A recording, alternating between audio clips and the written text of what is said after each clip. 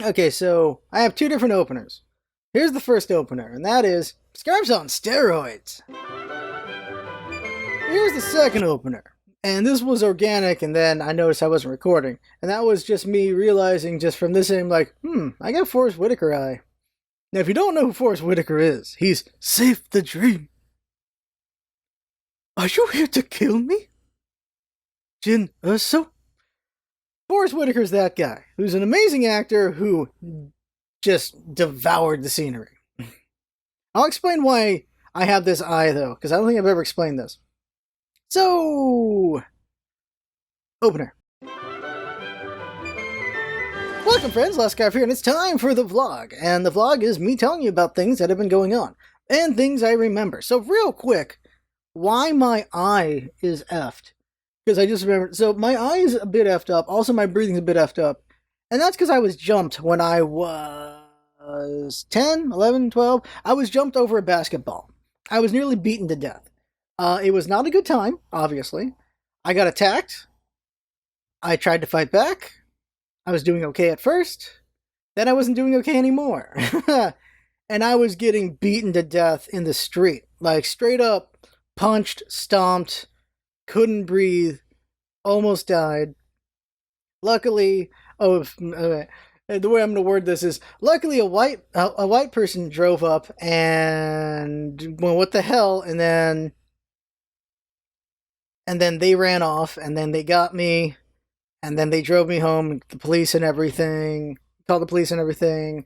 The police took pictures, I gave a report and everything, and, like, they went to my school. And so they no longer went to my school after that, for obvious reasons. What? Now the box is attacking me. Yeah, there's a box there because the sunlight. I think I mentioned this before. The window thing broke off that we put the curtain on, and there's no way anyone's coming in now during the quarantine to fix that. So great. So yeah, that happened. Not the best. The real bad thing was the lesson that happened from that when I got jumped, because I had the upper hand when I got jumped, and there's a point when I could have done some real damage, but I didn't, and I showed mercy, and that's when I lost. I lost when I showed mercy, which is an awful thing to realize. Because we're not TV, we're not. I could have broken some arms, I could have broken some legs. Instead, I let go of my advantage, and I was nearly beaten to death. What was it? I was like 10 or 11. Like, because I had karate training from my father. But I tried to be the better man. I tried to be not so mean. And apparently that was the wrong play. The correct play was to break some arms. The correct play was to break some legs. The correct play was to make sure they couldn't hurt me again. And nope. Just try to be the better man because of TV, all those things being like you just walk away from a fight. It was more you should run away from a fight, honestly. And that's what happened over a freaking basketball. That was the only fight I ever lost. I won most of it. I won all my fights but that one. Oh, and my fight with literacy. I didn't win that. I've won that fight. I know how to write. Yeah, I forgot about that for a little bit. Your life gets longer, and so more events happen. You forget things. But yeah, I remember, yeah, that's why my breathing sucks, and my eye is a bit off. Forgot about that. Oh my god. I hope they're dead. Oh my god. Okay, so, other things going on. So I mentioned steroids. So, let me tell you what a shot in the back is like. So what happened was they gave me steroids in my spine. That's what happened there. And I can't control my lower half, so I'm just stuck in this chair. Because it's numbed out. So the best way to describe it is like the dentist. That's the best way to describe it. So if you've never gone to the dentist, lucky you or unlucky you when you finally go there, because how many cavities you've got. But if you don't have any cavities, way to go. Way to go, champ. So that pose. So, uh, the way it works with the dentist is usually they put like that lollipop thing in your mouth, right? And then it's one form of Novocaine, and then they'll put in an injection to numb the inside out. So you feel those things in your spine. You feel them put some sort of like cream or something on your butt, your back, that area, not that far down, higher than that, and well, it depends on where on your back. It's the lower back for me, so they lubed it up a bit with Novocaine, and then you feel a little prick, just right in there, and it hurts for a moment, and it feels like just lightning in the spine, and your whole body just tightens up. It's like fuh. It's like getting tased to an extent in that when you get tased, lightning, literally electricity, so your body locks up. It's the same thing. Your body full on locks up in a tase. Well, in this, your body locks up for like half a second. Like you just blip, and then you're good. Like and then you're good, kind of thing. She's like, ugh. That's what you feel because it's your spine's getting hit, and then it's in there, and you can feel them moving the needle. You can feel it in there. You can, just like when the dentist is using the drill or whatever, you can feel it happening. You can feel it, but you don't hurt. You might feel discomfort, might feel just presence, but you don't feel pain because you're not supposed to. At least you're not supposed to feel pain. And so that's what's going on in my back. And they're like hitting the nerve, they're getting around the nerve, whatever they're doing there, and then they're just squeezing it in there. And so that's what the steroids there. And it's there to like help with the inflammation and everything. And hopefully it works out. I hope so. So what's happening here is they're doing injections, see if it does anything. The primary doctor says ain't gonna do a damn thing, which is not helpful. But we're doing it anyway because you should exhaust every option before you do surgery. So we're doing these epidural shots, and what my family scared the balls out of me because they were telling me my mom had an epidural when she had me, and it killed her nerve. Like they screwed up the shot and it destroyed her nerve, and so she couldn't walk right. And like, freaking great, thanks for telling me that. Thankfully, I'm okay. I think the reason why it hurts pregnant women is because they're probably not able to stay still.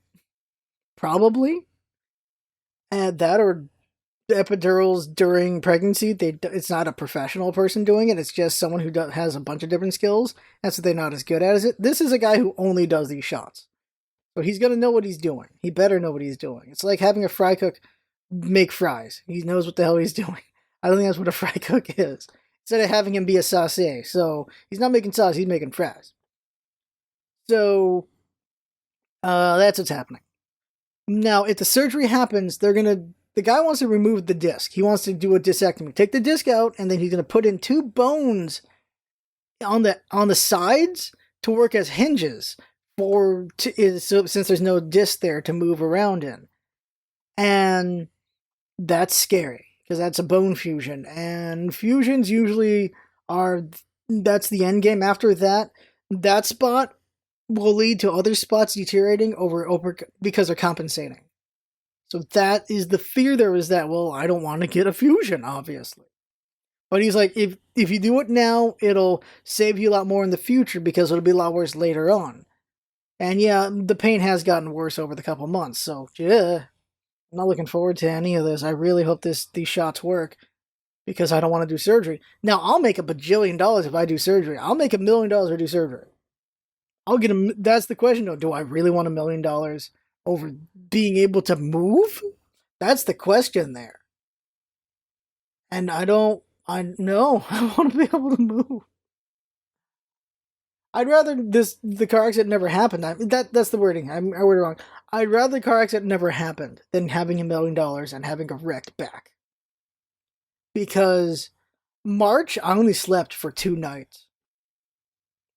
April, I have slept maybe 5 nights. We'll see how tonight is.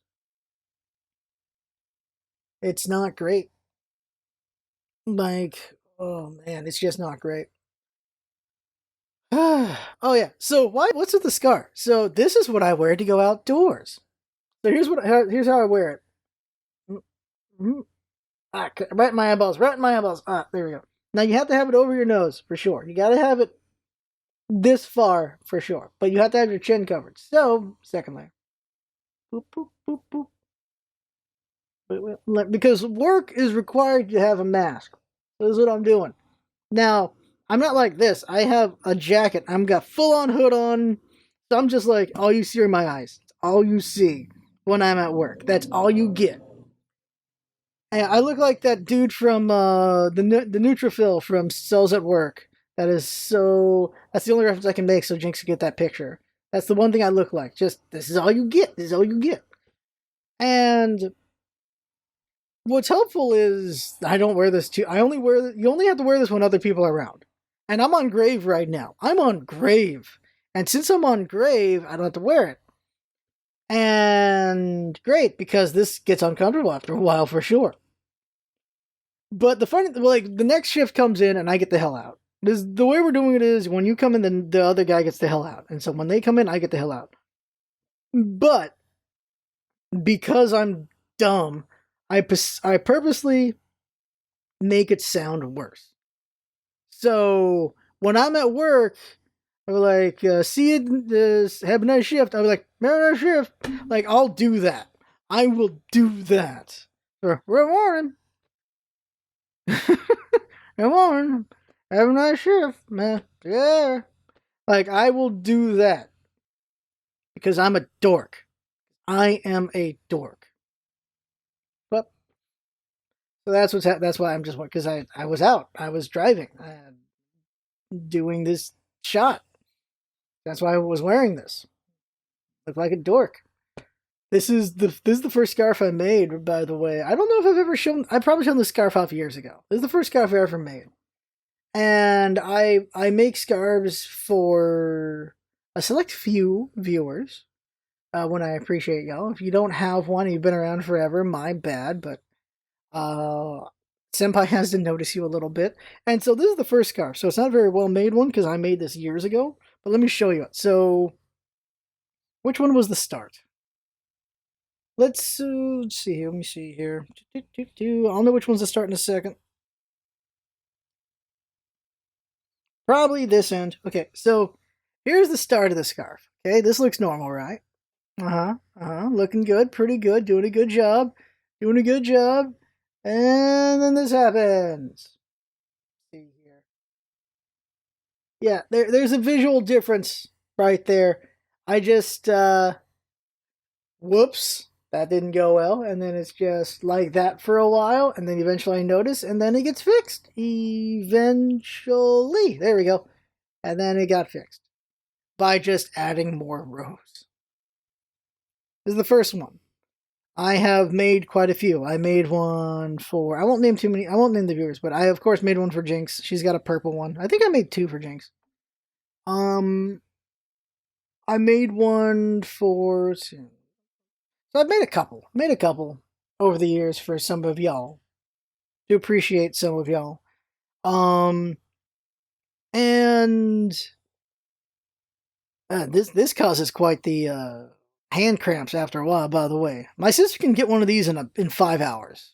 This takes me a month or two. I don't know what the hell. She's just better at it than I. Speaking of my sister, ComicCon is officially canceled. My sister's been laid off.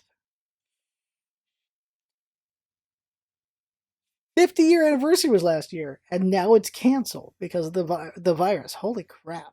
That is not great. People are like, how about a virtual con? You can't tell me right now if there are any company that could do a virtual convention right now. Head bob. Like, no, that ain't gonna happen at all. When WonderCon happened, and they got canceled, they did a virtual artist alley because artists are dying right now. Cons are a huge source of income. Like, there's a lot of Kickstarters for indies right now. Like, for artists right now. A bunch of Kickstarters or Indiegogos or Patreons or coffees or things I can't even know right now. All those things are happening right now. Artists trying to survive. Very unfortunate. So they did a virtual artist alley and people were complaining. It's like, what do you want? They got to do something. They're trying to support the artists. I appreciate Comic-Con trying to support the artists. They might do it again here. As far as like the other things, that's not gonna happen. We're not gonna have like a sci-fi online booth kind of thing. Maybe Cartoon Network might do something with Adult Swim because they're silly like that. but it's just canceled, and that really sucks because every year, I've been going for 20 something years, like half the life of the convention. Really sucks. I'll be going. Too bad. Like, I like going there, going to the Nintendo Lounge, going into the con, doing all that stuff. And I just wanted to see, could my back handle the con? And now I'll never know. Well, this year at least. Next year we'll see.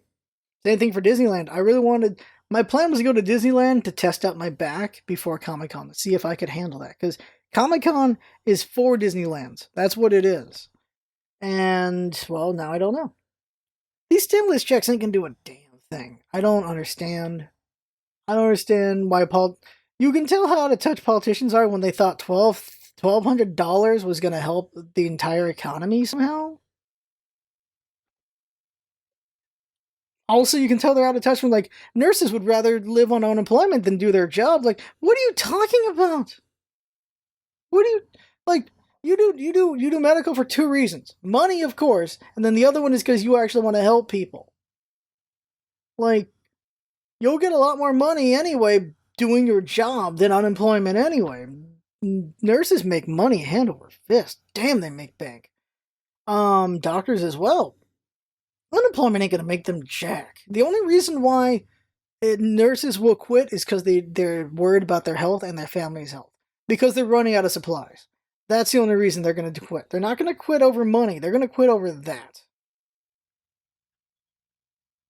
Because unemployment ain't enough. I was on unemployment for a couple years. I couldn't survive for crap with it. Basically, I would have been homeless if I didn't have family to live with. Straight up. There was no way to survive with unemployment. You can't. Not in California, at least. Maybe in the Midwest, it'd be enough money to survive, but not in California. A 1-bedroom apartment's freaking 12 to 1400. Are you kidding me? Where I live, I'm paying $2,700 a month. That's a lot of money. For a 3-bedroom apartment, $2,700 a month. That's what I'm paying. That's not even counting electricity, internet, all that stuff. I just mentioned how much money I have to spend a month on things. It costs money to live out here in San Diego. It costs money to live in LA, San Francisco. By the way, I'm going to tell you this, and you're going to be okay with it anyway because of where it is. I got offered a $120,000 job, okay? In San Francisco was the problem. I would spend more money living in San Francisco on a $120,000 job than what I have now here. That's why I didn't take the job. Because I did the math. Like, Jesus Christ, the amount of money it would cost. Because I'd have to be in San Francisco. In there. I'd be stuck in there with the gig people. And they're making way more money than that. In a couple years, I could maybe make the $100K anywhere in the world. Which would be nice. But at that point, I'd be so busy, I don't know what happened to the channel. But in a couple years, I could hit that point. Yeah, actually, yeah. I think about it, yeah. I can make $100K a year. In like 5 years. If I play my cards right, I can make $100K a year. I can make, yeah.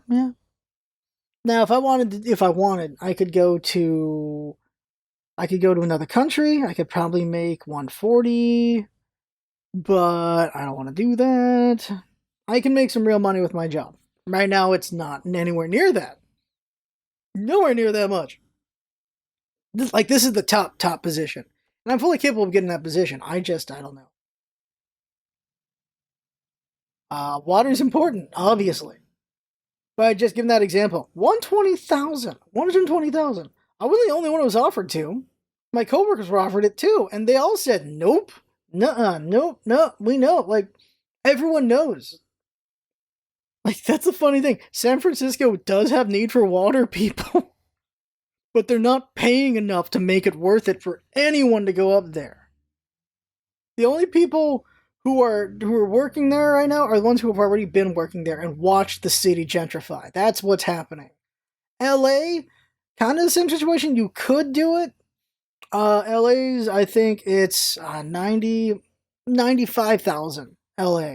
But you gotta deal with that traffic. You gotta deal with even the housing prices over there as well.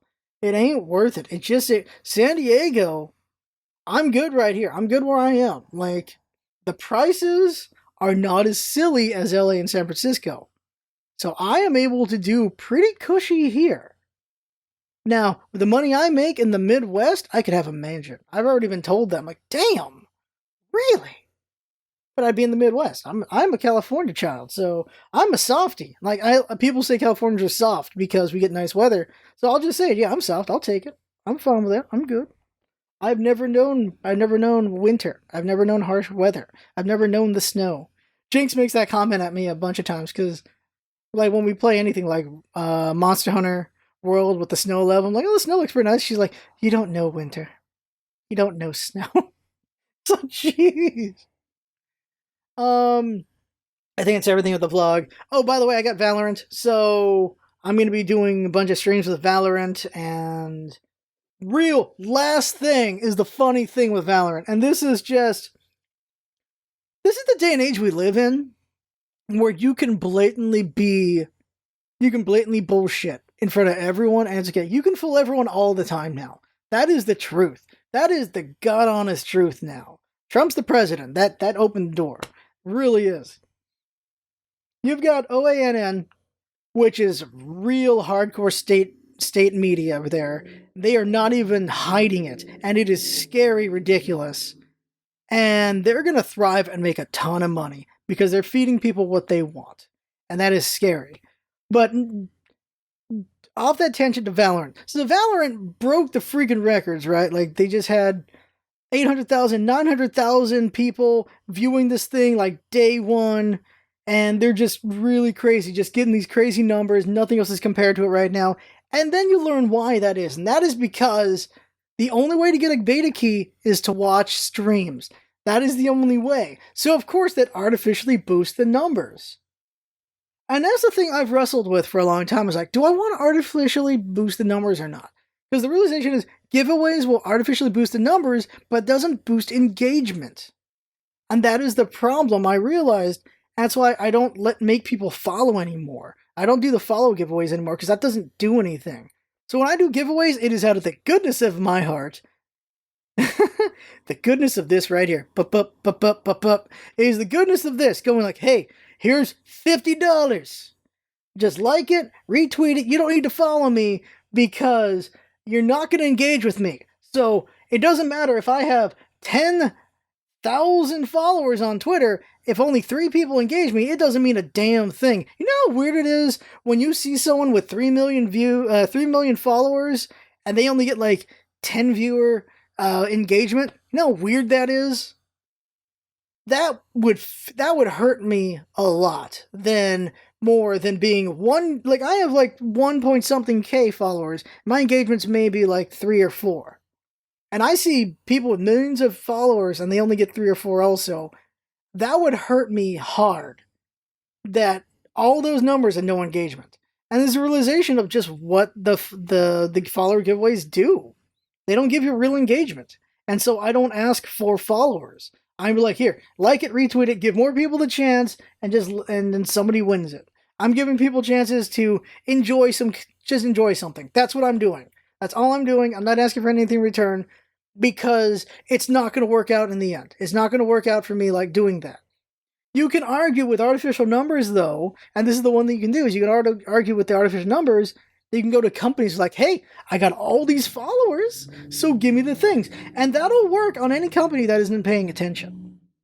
But if a company is paying attention and they pay attention to your engagement, they will not engage. That's what I've noticed. That's what I noticed with a lot of things. Like, of course, with our YouTube.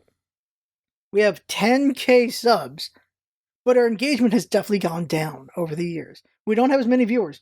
We were hitting 1K with Smite. And then, of course, we left Smite and just slowly went down after that. We slowly went down to like 500, 400, 300, 200, 100, and then just not even 100 anymore. We're at the point where we're getting like a dozen views a video now. That's where we're at.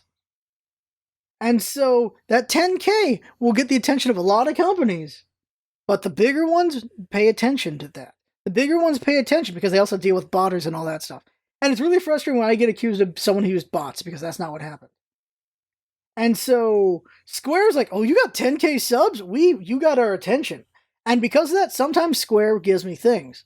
But when it comes to the big things, when it comes to Final Fantasy VII and things like that, they're like, okay, well, you got that 10K subs, but we're seeing you're only getting this many views, and you got to get at least this many views for the investment to be worth it, for us to send you something like FF7 Remake, or something like, I forget other games. But I still get other games too, because I got Dragon Quest 11 from them. I got,